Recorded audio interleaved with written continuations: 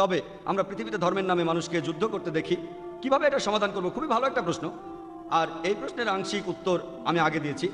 আর আমি বলেছি যে ইসলাম ধর্ম আমাদেরকে বলে কোনো মানুষকে হত্যা করা উচিত নয়। সূরা মাইদার ৩২ নম্বর আয়াত। কিভাবে আমরা নিশ্চিত করব যে আমরা সবাই একত্রিত হব, কিভাবে পার্থক্যগুলো সমাধান করব, এটাও আমি আমার লেকচারে বলেছি। সূরা আল ইমরানের 64 নম্বর আয়াতে উল্লেখ আছে যে তাআলাউ ইলা কালিমাতিন সাওয়াইন বাইনা বাইনাকুম। এসো সেই কথায় যাহা আমাদের এবং তোমাদের মধ্যে এক। মনে করুন আপনি 10 পয়েন্ট পেয়েছেন, আমিও 10 পয়েন্ট পেয়েছি। এই 10 পয়েন্টের মধ্যে 5 পয়েন্ট যদি মিল থাকে আর 5টা আলাদা, আমি তাহলে এই 5 পয়েন্টে একমত হব যেগুলো একই। পার্থক্যগুলোর ব্যাপারে পরে কথা বলবো। কোরআন বলছে তাআলাউ ইলা কালিমাতিন সাওয়াইন বাইনানা বাইনাকুম। এসো সেই কথায় যাহা আমাদের এবং তোমাদের মধ্যে এক। প্রথম কথাটা কি? আল্লাহ না'বুদা ইল্লাল্লাহ। আমরা আল্লাহ ব্যতীত কারো উপাসনা করি না, ওয়া নুশরিকা বিহি শাইয়্যা। কোনো কিছুকে তাহার শরীক করি না। তাই আপনি সমাধানের কথা বললেন আর আমি দেখিয়ে দিলাম কিভাবে সমাধানটা হবে। যে একই কথায় এসো। তবে এ কথা আমাদের মনে রাখতে হবে যে বিভিন্ন ধর্মের অনেক অনুসারী তারা তাদের ধর্মগ্রন্থের কথাগুলো জানে না। এটাই হলো সমস্যা। অনেক মুসলমান জানে না পবিত্র কোরআন আর সহিহ হাদিসে কি বলে। অনেক হিন্দু জানে না তাদের ধর্মগ্রন্থগুলো কি বলে। অনেক খ্রিস্টানি জানে না বাইবেলে কি কথা বলা আছে। এখানে কাকে দোষ দেব? অনুসারীদের। তাই আমি বলি আপনাদের ধর্মগ্রন্থগুলো পড়েন। আমাদের মধ্যে পার্থক্যগুলো নিয়ে পরে কথা বলবো, আগে আমাদের সাদৃশ্যগুলো দেখি। আমি এর আগে ইসলাম আর খ্রিস্টান ধর্মের সাদৃশ্য নিয়ে বলেছি, সেখানেই বলেছি আমাদের পার্থক্যগুলো নিয়ে আমরা পরে আলোচনা করবো। অন্ততপক্ষে আপনার বাইবেল আর আমাদের কোরআনে যে সাদৃশ্যগুলো আছে সেগুলো নিয়ে বলি, তাহলে যুদ্ধ হবে না। এখন আমি কি করছি?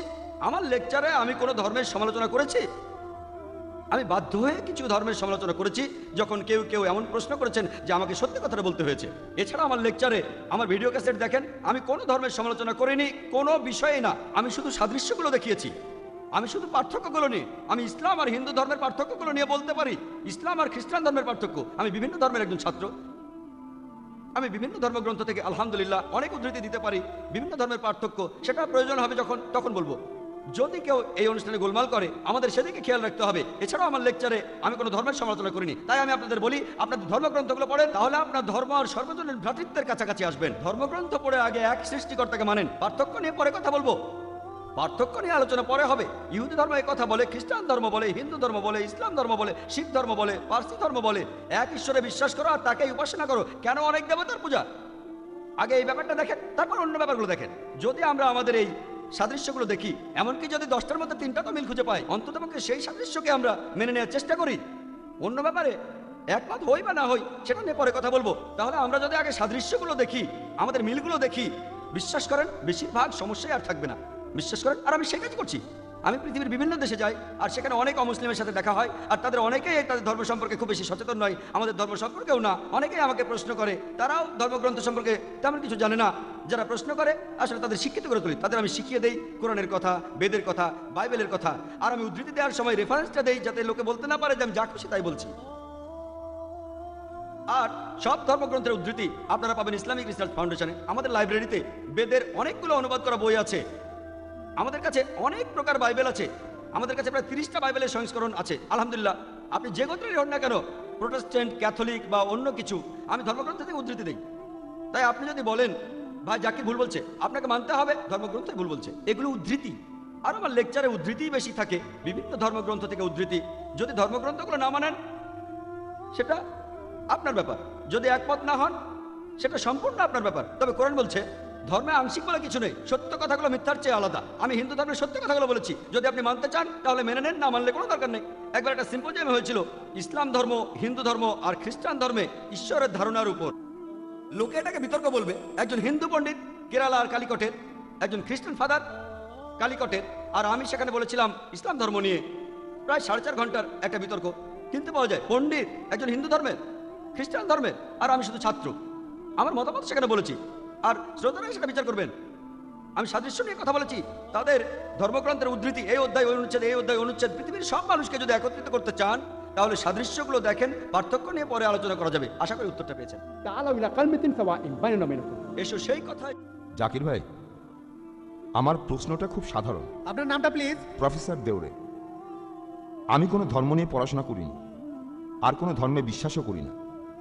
এখানে আমার প্রশ্নটা হলো, আপনি কি বিশ্বাস করেন যে পৃথিবীতে অনেকগুলো ধর্ম আছে আর এই ধর্মগুলো থাকা প্রয়োজন আছে?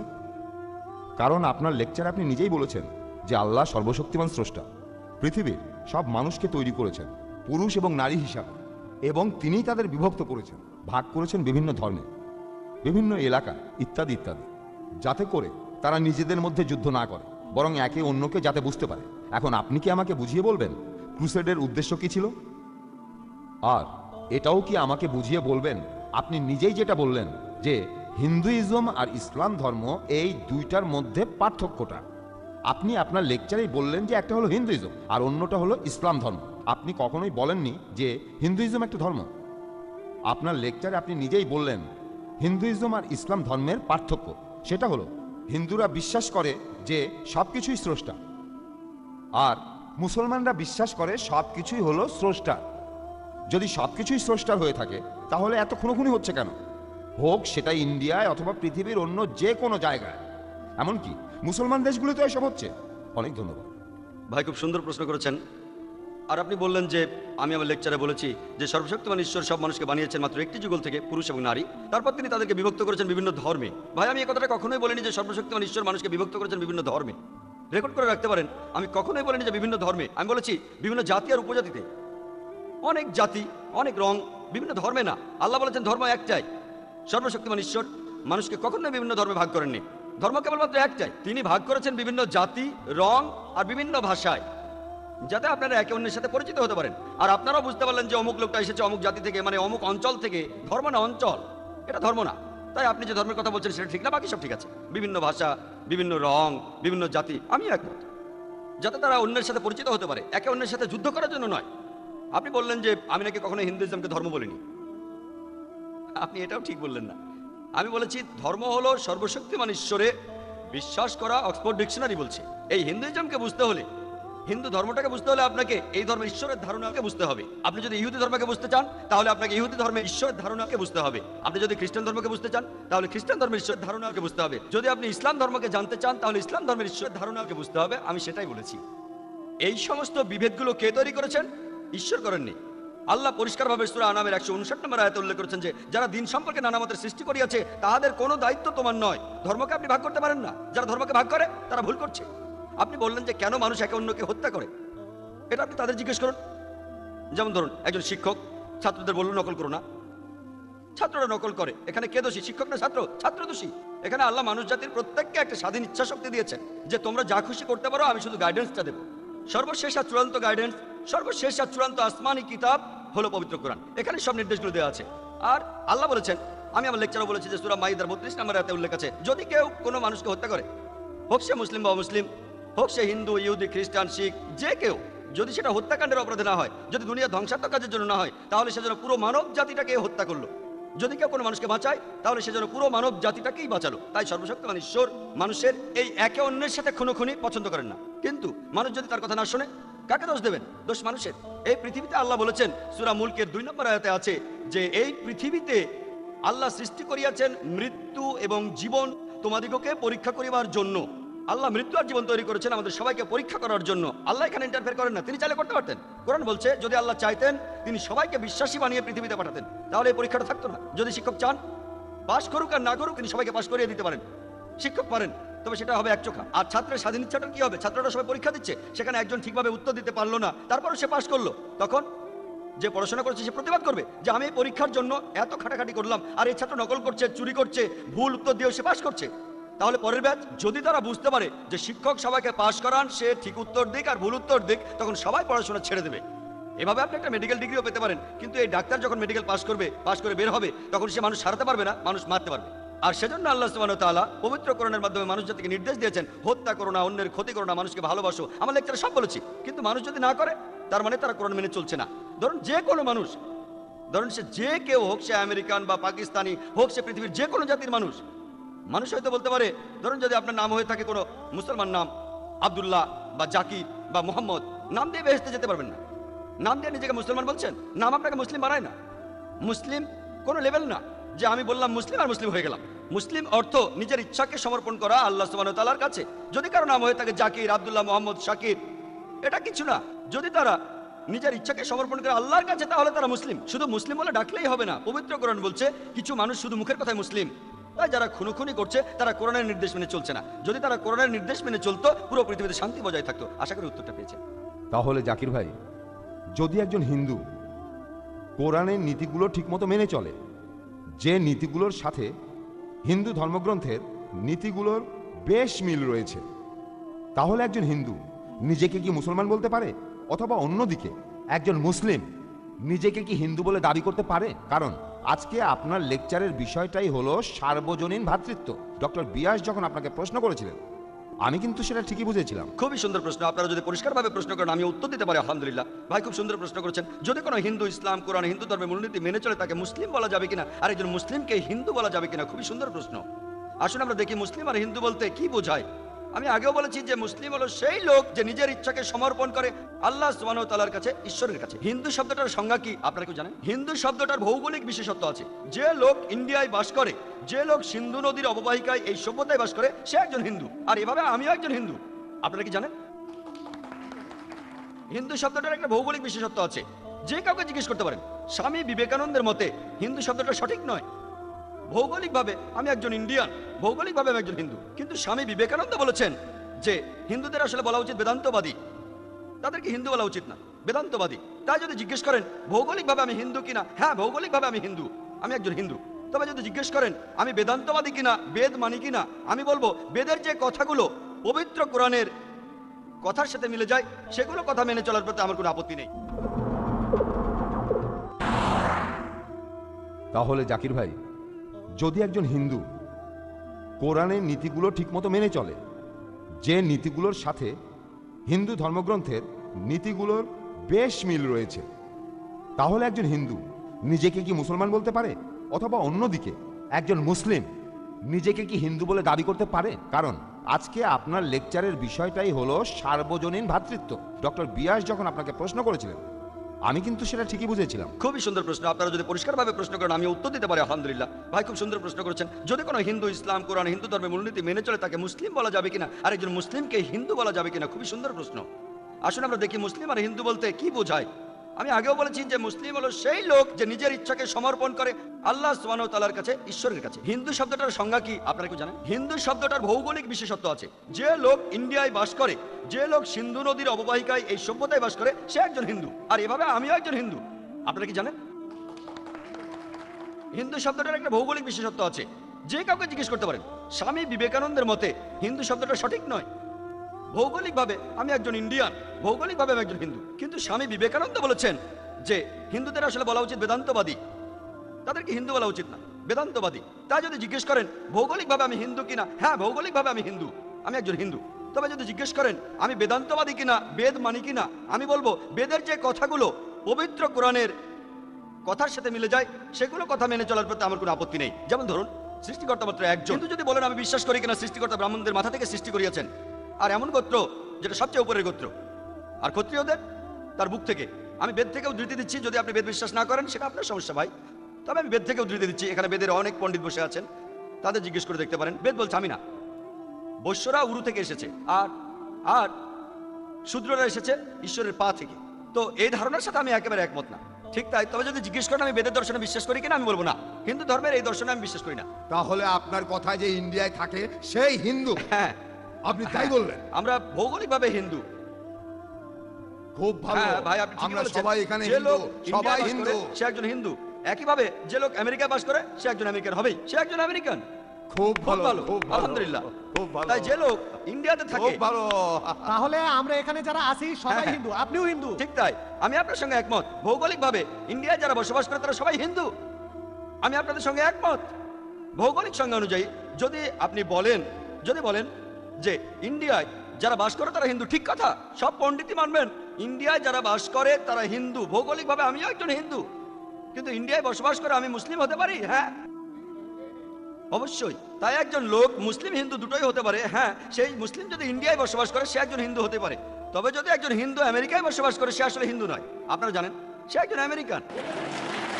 তাই হিন্দুইজমকে আপনি একটা সর্বজনীন ধর্ম বলতে পারেন না। পণ্ডিতরা তাই বলেন হিন্দু ধর্মটা শুধুমাত্র ইন্ডিয়াতে সীমাবদ্ধ। এটা কোনো ধর্ম না, এটা একটা ভৌগোলিক বিশেষত্ব। স্বামী বিবেকানন্দের মতে, তিনি একজন বিখ্যাত পণ্ডিত, হিন্দুইজম শব্দটা হলো একটা মিসনোমার। মিসনোমার মানে জানেন? মিসনোমার মানে ভুল অর্থে শব্দ প্রয়োগ করা। এই শব্দটা আসলে হওয়া উচিত বেদান্তবাদী। তাই যদি আমাকে বলেন আমি একজন হিন্দু কিনা, আমি বলবো যদি হিন্দু বলতে ইন্ডিয়ায় বসবাসকারীকে বোঝান তাহলে অবশ্যই আমি একজন হিন্দু। কিন্তু যদি বলেন হিন্দু হলো সেই লোক যে পুজো করে, একটু আগে ভাই আপনি যেটা বললেন যে সে বিশ্বাস করে অনেক অনেক দেবতা যাদের আকার আছে আর দেবতার হাত আছে মাথা আছে, সেক্ষেত্রে আমি হিন্দু না। কিন্তু যদি ভৌগোলিক বিশেষত্বের কথা বলেন, হ্যাঁ আমি একজন হিন্দু। একইভাবে একজন হিন্দু মুসলিম হতে পারে, হ্যাঁ একজন ইন্ডিয়ান মুসলিম হতে পারে, একজন হিন্দু মুসলিম হতে পারে। কিন্তু যদি সেই ইন্ডিয়ান মূর্তি পূজা করে, সে মুসলিম হতে পারবে না। কারণ পবিত্র কোরআনে সূরা নিসার 48 নম্বর আয়াতে উল্লেখ আছে, এছাড়া সূরা নিসার 116 নম্বর আয়াতে উল্লেখ আছে যে আল্লাহ সুবহানাহু ওয়া তাআলা তার সহিত শরীক করাকে ক্ষমা করেন না। কাউকে শরীক করা হলে, এছাড়া অন্য সব ইচ্ছা করলে ক্ষমা করতে পারেন, তবে শিরকে তিনি ক্ষমা করেন না। তাই একজন ইন্ডিয়ান যে ইন্ডিয়ায় বাস করে ভৌগোলিকভাবে হিন্দু মুসলিম হতে পারে, কিন্তু যদি সেই ভৌগোলিক হিন্দু ইন্ডিয়ান আল্লাহর আদেশ না মানেন, অর্থাৎ এক ঈশ্বরে বিশ্বাস না করা, নবী সাল্লাল্লাহু আলাইহি সাল্লামকে বিশ্বাস না করা, তাহলে সে মুসলিম হতে পারবে না। যে মুসলমান কোরআনের নির্দেশ মেনে চলে আর ইন্ডিয়ায় বাস করে, সে একজন ইন্ডিয়ান মুসলিম। আশা করি পরিষ্কার হয়েছে। দুটো বিষয় আমি পরিষ্কার করে বলতে চাই। প্রথমে, আপনি হয়তো আমার কথা পরিষ্কারভাবে বুঝতেই পারেন না। ভাই, এখন আমাদের অনুষ্ঠানের প্রশ্ন ও উত্তর পর্ব চলছে, তাই একবারে একটা প্রশ্ন করবেন।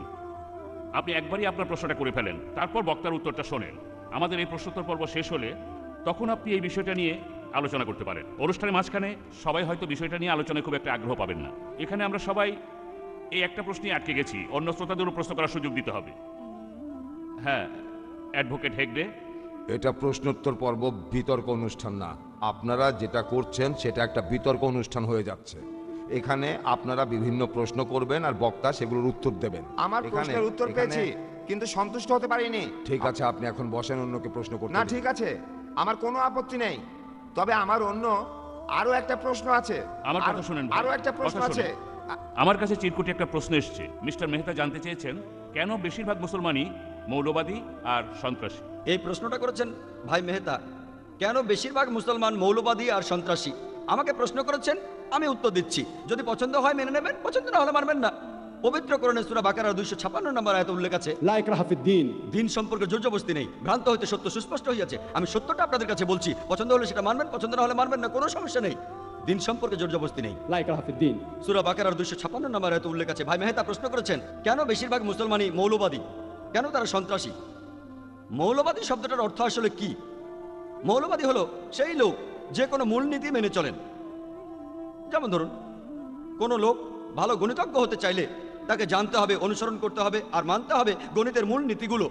তাকে গণিতের ক্ষেত্রে মৌলবাদী হতে হবে যদি সে ভালো গণিতজ্ঞ হতে চায়। যদি কেউ ভালো বিজ্ঞানী হতে চায়, তাকে জানতে হবে, অনুসরণ করতে হবে আর মানতে হবে বিজ্ঞানের মূল নীতিগুলো। একজন ভালো বিজ্ঞানী হতে হলে তাকে বিজ্ঞানের ক্ষেত্রে মৌলবাদী হতে হবে। যদি কেউ ভালো ডাক্তার হতে চায়, তাকে জানতে হবে, অনুসরণ করতে হবে আর মানতে হবে মেডিসিনের মূল নীতিগুলো। একজন ভালো ডাক্তার হতে হলে তাকে মেডিসিনের ক্ষেত্রে মৌলবাদী হতে হবে। আপনি ঢালাওভাবে বলতে পারবেন না যে সব মৌলবাদী ভালো বা খারাপ। এটা বলতে পারবেন না যে সব মৌলবাদী খারাপ বা সব মৌলবাদী ভালো। যেমন ধরুন, একজন মৌলবাদী ডাকাত, যে ডাকাতি করার ব্যাপারে ওস্তাদ, কিন্তু সে সমাজের জন্য ক্ষতিকর। সে শুধু ডাকাতি করে, কোনোভাবে ভ্রাতৃত্ব বজায় রাখে না, সে আসলেই ভালো মানুষ নয়। আর অন্যদিকে ধরুন একজন মৌলবাদী ডাক্তার, যে মেডিসিনের মূলনীতিগুলো জানে এবং মেনে চলে আর সে অসুস্থ মানুষকে সুস্থ করে, সে একজন ভালো মানুষ, সে মানুষকে সাহায্য করে। তাই আপনি মৌলবাদীদের সবাইকে এক কাতারে ফেলতে পারেন না। এখন মুসলমানরা মৌলবাদী কিনা, আমি একজন মৌলবাদী মুসলমান হিসেবে গর্বিত, কারণ আমি জানি, আমি মানি আর আলহামদুলিল্লাহ আমি ইসলামের সবগুলো মূলনীতি পালন করার চেষ্টা করি। আমি একজন মৌলবাদী মুসলমান হিসেবে গর্বিত। আর প্রত্যেক মুসলিম যদি সে ভালো মুসলিম হতে চায়, তাকে মৌলবাদী মুসলিম হতে হবে, তা না হলে ভালো মুসলিম হতে পারবে না। প্রত্যেক হিন্দুকে ভালো হিন্দু হতে চাইলে তাকে মৌলবাদী হিন্দু হতে হবে, না হলে সে ভালো হিন্দু হতে পারবে না। প্রত্যেক খ্রিস্টানকে ভালো খ্রিস্টান হতে চাইলে তাকে মৌলবাদী খ্রিস্টান হতে হবে, না হলে সে ভালো খ্রিস্টান হতে পারবে না। কথা হলো মৌলবাদী মুসলমান ভালো না খারাপ, সেটাই প্রশ্ন। আলহামদুলিল্লাহ ইসলামের মূল নীতিগুলো, আপনি ইসলামে একটা মূল নীতিও খুঁজে পাবেন না যেটা মানবতার বিরুদ্ধে। এখানে অনেক ভাই অনেক প্রশ্ন করেছেন, কারণ তাদের কিছু ভুল ধারণা ছিল। এই ভুল ধারণাগুলোর কারণে আপনি মনে করতে পারেন যে ইসলামের এই শিক্ষাটা ভুল। যেমন একজন বললেন গরু জবাই করা অন্যায়, আমি তার উত্তরও দিয়েছি। ভাই আমাকে প্রশ্ন করেছিলেন, আমি তার উত্তর দিয়েছি। তাই যে লোক এ ব্যাপারে কম জানেন, তিনি ভাবতে পারেন যে ইসলাম ধর্মের কিছু কিছু মূলনীতি ভুল। কিন্তু যে লোকের ইসলাম সম্পর্কে জ্ঞান আছে, তিনি বলবেন ইসলাম ধর্মের একটি শিক্ষাও মানবতার বিরুদ্ধে যায় না, সমাজের বিরুদ্ধে যায় না। আমি সবাইকে চ্যালেঞ্জ করতে পারি, শুধু এই অনুষ্ঠানে নয়, পুরো বিশ্ব জগতে, যে আপনি আমাকে মাত্র একটা ইসলামের মাত্র একটা শিক্ষা দেখাবেন যে শিক্ষাটা এই পৃথিবীতে মানবতার বিরুদ্ধে কথা বলে। একটাও নেই। কারো কাছে খারাপ লাগতে পারে, তবে সব মিলিয়ে ইসলামের শিক্ষাগুলো সর্বজনীন ভ্রাতৃত্ব বজায় রাখে, মানবতার কথা বলে। ইসলামে মানবতা বিরোধী কিছু নেই। আর আমি আবারও চ্যালেঞ্জ করছি, এখানে শ্রোতাদের মধ্যে যে কেউ আমাকে প্রশ্ন করতে পারেন, আমি আপনাদের ভুল ধারণাগুলো ভাঙাবো ইনশাল্লাহ। পরে যখন সময় আসবে, যখন আরো প্রশ্ন করবেন, একবারে একটা প্রশ্ন করবেন আর অন্যদেরকেও প্রশ্ন করার সুযোগ দেন। আমাদের এখানে কিছু নিয়ম মানতে হবে। এই মাইকে প্রায় আধ ঘন্টা ধরে কেউ প্রশ্ন করছেন না, কেউ প্রশ্ন করেননি। আমি আপনাদের বলেছি আপনারা প্রশ্ন করেন, আপনারা আমাকে একের পর এক প্রশ্ন করতে থাকেন। প্রতি 3টে প্রশ্নের মধ্যে একটা প্রশ্ন করেন, কোনো সমস্যা নেই। আমাদের অনুষ্ঠানে যতক্ষণ সময় আছে ততক্ষণ যত খুশি প্রশ্ন করেন, কোনো সমস্যা নেই। তাই আমি মৌলবাদী মুসলমান হিসেবে গর্ববোধ করি। তবে আপনারা যদি মৌলবাদ শব্দটা সংজ্ঞা পড়েন, এটা ওয়েবস্টার ডিকশনারিতে আছে, বলা হচ্ছে মৌলবাদ ছিল একটা আন্দোলন যেটা শুরু হয়েছিল 20 শতাব্দীর প্রথম দিকে। সেটা করেছিল একদল খ্রিস্টান আমেরিকার প্রোটেস্ট্যান্টরা। তারা সেখানে বলেছিল যে শুধুমাত্র বাইবেলের কথাগুলি, বাইবেলের শিক্ষাগুলি শুধু ঈশ্বরের কথা নয়, বাইবেলের প্রত্যেকটা শব্দ এসেছে সর্বশক্তিমান ঈশ্বরের কাছ থেকে। তাই মৌলবাদী শব্দটা প্রথম ব্যবহার করা হয়েছিল আমেরিকার একদল প্রোটেস্ট্যান্ট খ্রিস্টানকে বোঝানোর জন্য, যারা প্রোটেস্ট করে বলেছিল যে বাইবেলের প্রত্যেকটা অক্ষর আর শব্দ এসেছে সর্বশক্তিমান ঈশ্বরের কাছ থেকে। যদি কেউ প্রমাণ করতে পারে যে বাইবেলের প্রত্যেকটা শব্দ এসেছে ঈশ্বরের কাছ থেকে, তাহলে এই আন্দোলনটা ভালো। কিন্তু যদি কেউ প্রমাণ করতে পারে যে বাইবেলের প্রত্যেকটা শব্দ ঈশ্বরের কাছ থেকে আসেনি, তাহলে এই আন্দোলনটা ভালো আন্দোলন নয়। তবে যদি অক্সফোর্ড ডিকশনারি দেখেন, সেখানে এই মৌলবাদী শব্দটার অর্থ কি দেয়া আছে? মৌলবাদী অক্সফোর্ড ডিকশনারি অনুযায়ী এর অর্থ যে কোনো ধর্মের প্রাচীন শিক্ষাকে কঠোরভাবে অনুসরণ করা, বিশেষ করে ইসলাম। অক্সফোর্ড ডিকশনারিতে লিখেছে বিশেষ করে ইসলাম। এই বিশেষভাবে ইসলাম কথাটা আছে অক্সফোর্ড ডিকশনারির একেবারে লেটেস্ট এডিশনে। তার অর্থ মৌলবাদী শব্দটা শুনলে মুসলমানকে ভাববেন। কেন? মিডিয়া মানুষের কানে বিষ ঢালছে। তারা বলছে যে মুসলমানরা তারা মৌলবাদী, তারা সন্ত্রাসী। যখনই মৌলবাদী শব্দটা আপনার কানে ঢুকবে, তখনই আপনি একজন মুসলমানের কথা ভাববেন। সন্ত্রাসী শব্দটা শুনলেও একই অবস্থা। এই সন্ত্রাসী শব্দের অর্থ কি? সন্ত্রাসী হলো একজন লোক যে আতঙ্ক সৃষ্টি করে, সবাইকে সন্ত্রস্ত করে, আর মাঝে মাঝে শান্তি বজায় রাখতে আতঙ্ক ছড়াতে হতে পারে। যখন ডাকাত একজন পুলিশকে দেখে, সে সন্ত্রস্ত বোধ করে, তাহলে এই ডাকাতের জন্য পুলিশ হলো সন্ত্রাসী। ঠিক না ভুল? আমি বাংলায় কথা বলছি, আমি এখানে শব্দ নিয়ে খেলছি না, আমি বাংলায় বলছি। সন্ত্রাসী সেই লোক যে আতঙ্ক সৃষ্টি করে। তাহলে ডাকাতের কাছে, একজন অপরাধীর কাছে, সমাজ বিরোধী লোকের কাছে পুলিশ হলো একজন সন্ত্রাসী। এভাবে বললে সব মুসলিমেরই সন্ত্রাসী হওয়া উচিত। এভাবে দেখলে সব মুসলমান সন্ত্রাসী সমাজ বিরোধী মানুষের কাছে। যখন সমাজ বিরোধী কেউ কোনো মুসলমানকে দেখে, সে আতঙ্কিত হবে। কোনো ডাকাত মুসলিমকে দেখলে আতঙ্কিত হবে, কোনো ধর্ষক মুসলিমকে দেখলে আতঙ্কিত হবে।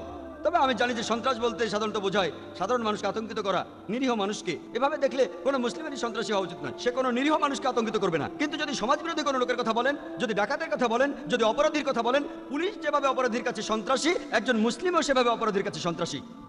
আর যদি আপনারা দেখেন, প্রায় দেখা যায় দুটো আলাদা বিশেষণ দেয়া হয় একই মানুষকে একই কাজের জন্য। যেমন ধরুন, আপনারা জানেন অনেক ইন্ডিয়ান আছেন যারা ইন্ডিয়ার স্বাধীনতার যুদ্ধ করেছিলেন। ব্রিটিশরা যখন ইন্ডিয়া শাসন করতো, তখন অনেক ইন্ডিয়ান দেশের স্বাধীনতার জন্য যুদ্ধ করেছিলেন। ব্রিটিশরা তখন তাদেরকে বলতো সন্ত্রাসী, এই লোকগুলো সন্ত্রাসী। তবে আমরা ইন্ডিয়ানরা, আমরা এই মুক্তিযোদ্ধাদের বলে থাকি দেশপ্রেমিক। ঠিক না ভুল? দেশপ্রেমিক। তারা দেশের স্বাধীনতার জন্য যুদ্ধ করেছিল। একই মানুষ, একই কাজ, দুটো আলাদা লেভেল। ব্রিটিশরা বলছে সন্ত্রাসী, আর ইন্ডিয়ান নাগরিকরা তাদের বলছে দেশপ্রেমিক, মুক্তিযোদ্ধা। একই কাজ, একই মানুষ, দুটো আলাদা লেভেল। তাই কোনো লেভেল দেওয়ার আগে আপনাকে দেখতে হবে আপনি কোন দৃষ্টিভঙ্গির পক্ষে আছেন। যদি আপনি ব্রিটিশদের পক্ষে থাকেন, যে ব্রিটিশদের ইন্ডিয়াকে শাসন করার অধিকার আছে, তাহলে আপনি এই লোকগুলোকে বলবেন সন্ত্রাসী। কিন্তু যদি ইন্ডিয়ার মানুষের সাথে আপনি একমত হন যে ব্রিটিশরা তারা এখানে ব্যবসা করতে এসেছে আর তারা আমাদের শাসন করা শুরু করেছে অন্যায়ভাবে, তখন আপনি এই লোকগুলোকে বলবেন মুক্তিযোদ্ধা। তাই কোনো মানুষকে একটা বিশেষ লেভেল দেওয়ার আগে দেখতে হবে আপনার দৃষ্টিভঙ্গিটা কি। একই মানুষকে দুটো বিশেষণে বিভিন্ন মানুষ ডাকতে পারে। এভাবে বলতে গেলে আমি বলবো প্রত্যেক মুসলমানের মৌলবাদী হওয়া উচিত যখন ইসলামের কথা হচ্ছে, কারণ ইসলামের প্রত্যেকটা শিক্ষায় মানবতা, মানবিক মূল্যবোধ আর সর্বজনীন ভ্রাতৃত্বকে লালন করে। আশা করি উত্তরটা পেয়েছেন। تعالوا إلى كلمة سواء بيننا وبينكم. এসো সেই কথায় যাহা আমাদের। এবার আপনি প্রশ্ন করতে পারেন। আমার নাম মনোজ রায়চাঁদ। আমার প্রথম প্রশ্নটা হলো, সর্বজনীন ভ্রাতৃত্বের নাম দিয়ে আপনি ইসলাম ধর্মের বিজ্ঞাপন দিচ্ছেন, আর এর উপর ভিত্তি করে দয়া করে পরিষ্কার করে বলবেন এই সর্বজনীন ভ্রাতৃত্ব এটা আসলে কি? যদি আপনি সর্বজনীন ভ্রাতৃত্বের কথা বলেন, তখন আপনাকে সব মানুষের ভ্রাতৃত্ব মেনে নিতে হবে, হোক সে মুসলিম অর্থাৎ ইসলাম ধর্মের অনুসারী, অথবা অমুসলিম যাদেরকে আপনি কাফের বললেন। এখানে আপনি বলতে পারতেন মুসলমান ভ্রাতৃত্ব, তাহলে ঠিক হতো। ভাই, আপনি বললেন যে সর্বজনীন ভ্রাতৃত্বের নামে আমি ইসলামের বিজ্ঞাপন দিচ্ছি। মনে করেন আমি সবচেয়ে ভালো কাপড়টার মার্কেটিং করছি। ধরেন রেমন্ডের কাপড় সবচেয়ে ভালো, তাহলে তো আমি রেমন্ড সম্পর্কে ভালো কথাই বলবো, যদি রেমন্ড সবচেয়ে ভালো হয়। যাই হোক, আমার কোনো রেমন্ডের কাপড় নেই, এটা একটা উদাহরণ। আমি রেমন্ডের কোনো ডিলার নই, কিন্তু যদি রেমন্ডের কাপড়টা ভালো হয় আর যদি ভালো কাপড় নিয়ে কথা হয় তখন আমি রেমন্ডের কথাই বলবো। ধরুন আমি কথা বলছি এই পৃথিবীর সেরা ডাক্তার নিয়ে, এই পৃথিবীর, আর সেখানে একজন ডাক্তারের নাম XYZ, তিনি সেরা ডাক্তার হলে আমি সে কথা বলবো, হ্যাঁ। তাই একইভাবে সর্বজনীন ভ্রাতৃত্ব, আমি আগেও বলেছি ইসলাম সর্বজনীন ভ্রাতৃত্বের কথা বলে আর এটা অর্জনের উপায়ও বলে দেয়। আপনার প্রশ্ন ছিল সর্বজনীন ভ্রাতৃত্বে একজন মুসলিম কোনো অমুসলিমকে ভাই বলতে পারে কিনা, নাকি মুসলিমরাই ভাই ভাই। ইসলামের সর্বজনীন ভ্রাতৃত্বে পৃথিবীর সব মানুষই আমাদের ভাই, এ কথাটা আমি পরিষ্কারভাবে বলেছি।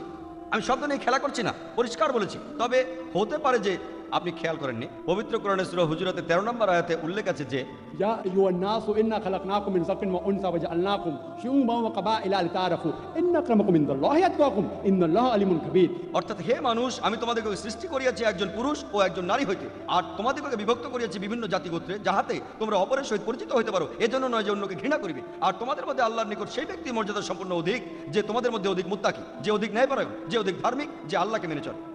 তাহলে এই ব্যক্তিই হবে আল্লাহর কাছে অধিক মর্যাদা সম্পন্ন। ধরুন আমার দুজন ভাই, একজন খুব ভালো মানুষ, আসলে আমার ভাই মাত্র একজন, তবে ধরুন আমার দুজন ভাই, একজন মেডিকেল ডাক্তার এই ভাইয়ের মতো যে মানুষের বিভিন্ন অসুখ সারায়, আর অন্যজন হলো মাতাল ধর্ষক, দুজনই আমার ভাই। এদের মধ্যে কে ভালো ভাই? যে পেশায় ডাক্তার, মানুষের অসুখ সারায় আর সমাজের কোনো ক্ষতি করে না। আর অন্যজন সেও আমার ভাই, কিন্তু সে ভাইটা আমার ভালো নয়।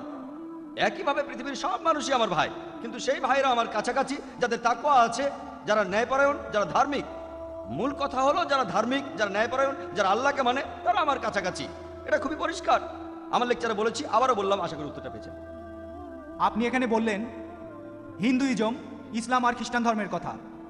এই তিনটা ধর্মেই ভ্রাতৃত্ব নিয়ে ভালো কথা বলা হয়েছে। আপনি এখানে যেটা বলেননি হিন্দু ধর্মের ভ্রাতৃত্ব আর খ্রিস্টান ধর্মের ভ্রাতৃত্ব। ভাই আপনি বললেন যে আমি ইসলাম সম্পর্কে ভালো কথা বলেছি, সর্বজনীন ভ্রাতৃত্বের কথা, তবে আমি হিন্দু আর খ্রিস্টান ধর্মের সম্পর্কে ভালো কথা বলিনি। আমি এখানে কিছু ভালো কথা বলেছি, আমি সব কথা বলিনি হিন্দু আর খ্রিস্টান ধর্মের ভ্রাতৃত্ব নিয়ে, কারণ আপনারা সেটা হজম করতে পারবেন না। আমি জানি আপনারা সেটা হজম করতে পারবেন না, আমাকে ধৈর্য ধরতে হবে। আমি খ্রিস্টান ধর্ম জানি, আমি বাইবেলও পড়েছি, আমি হিন্দু ধর্মগ্রন্থ পড়েছি। আমি সে কথাগুলো বললে এখানে সবার মধ্যে গন্ডগোল লেগে যাবে। আমি এখানে এসেছি আমাদের সাদৃশ্যগুলো নিয়ে কথা বলতে, তাই সাদৃশ্যের কথা বলেছি। হিন্দুইজম বলে চুরি করো না, খ্রিস্টান ধর্ম বলে চুরি করো না, উত্ত্যক্ত করো না, ধর্ষণ করো না, এগুলো বাদে ভ্রাতৃত্বের কথা বললে আপনাদের আমি ছোট্ট একটা উদাহরণ দিই। ঈসা আলাইহিস সালাম বলেছেন, এটার উল্লেখ আছে গসপেল অফ ম্যাথিউয়ের 10 নম্বর অধ্যায়ের 5 ও 6 অনুচ্ছেদে বলা হয়েছে। এটা উদ্ধৃতি, অধ্যায় আর অনুচ্ছেদ থেকে উদ্ধৃতি দিচ্ছি, আমার বানানো কথা না।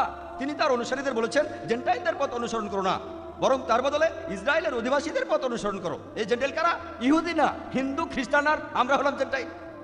শুকরের পথ অনুসরণ করো না, তিনি আমাদের শুকর বলেছেন। আমি কি এখানে সে কথা বলবো? ঈসা আলাইহিস সালাম বলেছেন গসপেল অফ ম্যাথিউয়ের 15 নম্বর অধ্যায়ের 24 নম্বর অনুচ্ছেদে আছে, তিনি বলেছেন আমি এই পৃথিবীতে এসেছি শুধুমাত্র ইসরায়েলের অধিবাসীদের জন্য। আমি এখানে বাইবেল থেকে উদ্ধৃতি দিচ্ছি, তার অর্থ এই ধর্মটা শুধুমাত্র ইহুদিদের জন্য, এটা পুরো বিশ্বের জন্য নয়। পৃথিবীর অনেক ধর্মই মানুষকে সন্ন্যাস ব্রত শেখায়, সন্ন্যাসীর জীবন। যদি ঈশ্বরের কাছে যেতে চান এই পৃথিবীকে পরিত্যাগ করতে হবে, পৃথিবীর জীবনকে পরিত্যাগ করতে হবে। বেশিরভাগ ধর্ম এই কথা বলে, হিন্দুইজম বলে, খ্রিস্টান ধর্ম বলে, ঈশ্বরের কাছে যেতে হলে পৃথিবীকে ত্যাগ করতে হবে। পবিত্র কোরআনের মধ্যে সূরা হাদীদের 27 নম্বর আয়াত